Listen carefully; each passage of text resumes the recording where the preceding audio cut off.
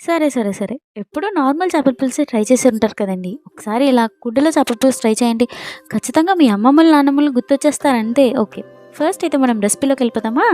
First అయితే కుండ పెట్టుకొని ఆయిల్ వేసి ఆవాలు, జీలకర్ర, ధనియాలను, మెంతులను ఫ్రై చేయండి. ఎక్కువగా ఫ్రై చేసేయకండి అండ్ ఆల్సో ఎక్కువ వేసేయకండి. చేదొచ్చేస్తాయండి బాబు.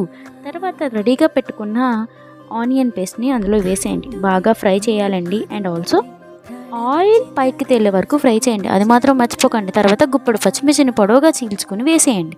పచ్చిమిర్చి ఎక్కువైనా పర్లేదండి. మంచి బావుంటుంది పచ్చిమిర్చి. అండ్ ఆల్సో టమాటా పేస్ట్‌ని పసుపు, ఉప్పు, కారం మీకు తగినంత వేసేయండి. కారం ఎక్కువైనా పర్లేదండి. చేపల పులుసు చాలా స్పైసీగా ఉంటుంది. బాగుంటుంది. తర్వాత మనం రెడీ చేసి పెట్టుకున్న అల్లం వెల్లుల్లి పేస్ట్ అండ్ ఆల్సో అందులో కొంచెం ధనియాలు, మెంతులు, జీలకర్ర వేసేయండి.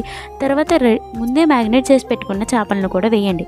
అస్సలు గరిటె పెట్టొద్దు. ముందే గుర్తుపెట్టుకోండి. చేత్తోనే కలపండి. తర్వాత చింతపండు పులుసు వేసి మంచిగా కింద నుంచి పై వరకు కలపండి. తర్వాత మీ దగ్గర ఉన్న వంకాయ ముక్కలు మీ దగ్గర ఉన్న బెండకాయ ముక్కలను కూడా వేసేయండి. చాలా బాగుంటుంది. నూనె పైకి తేలాక కొత్తిమీర వేసి గార్నిష్ చేసుకో. ఇప్పుడు వేడి వేడి అన్నంలో చేపల పులుసు చేసుకొని తింటే ఉంటుందండి. నోట్లో బ్లాస్టే.